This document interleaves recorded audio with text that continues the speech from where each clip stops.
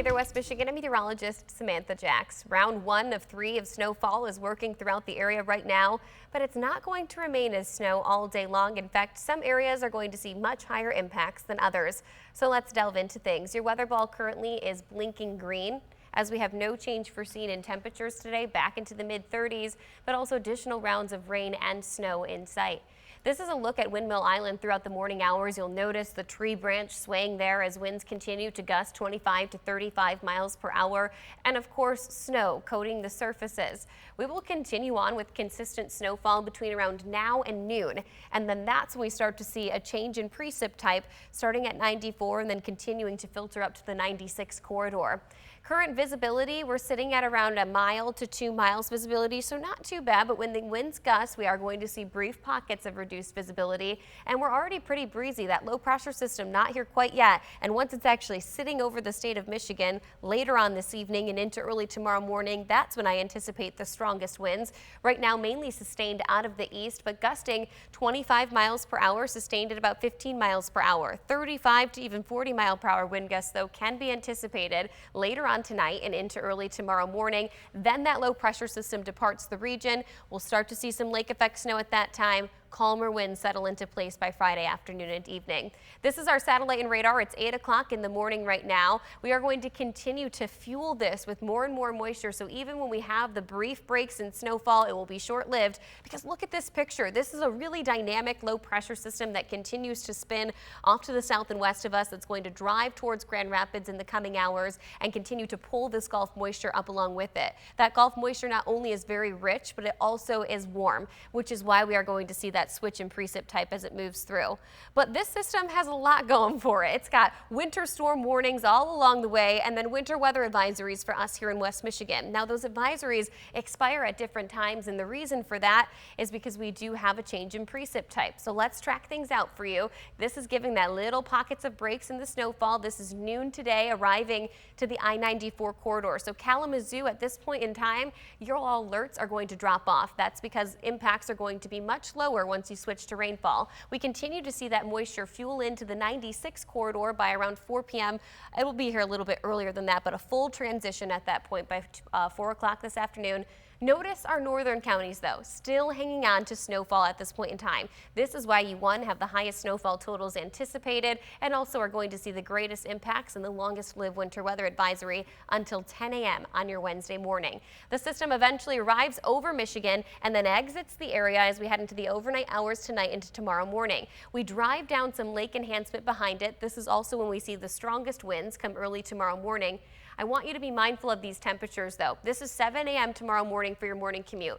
At this time, we could see temperatures fall below freezing. When that occurs, we likely will see some refreezing of any residual water and even some of that snowfall onto the roadways. Of course, road crews are going to be outside working hard this evening and into the overnight hours to help deplete some of that ice formation, but we need to be mindful of it for tomorrow morning's commute.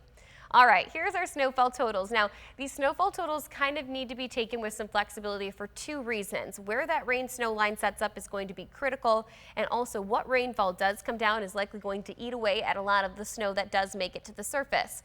Although our northern quadrant here, you are likely going to see these snowfall totals come to fruition. 6 to even 9 inches on the high end of the range can be anticipated for our northern zone. The further south and east that you travel, the longer the rainfall is going to last throughout the day today, the lower the snowfall totals are going to be. The sweet spot is going to be right along this M46 corridor. That's where we expect the rain snow band to set up. That's also where I expect the highest snowfall density in terms of water content within the snow, which means perfect for building some snowman. Not the best to shovel, though, so take some breaks. If you're seeing 9 inches of snow, you should not be trying to shovel all that at once, as it is going to be pretty heavy to move.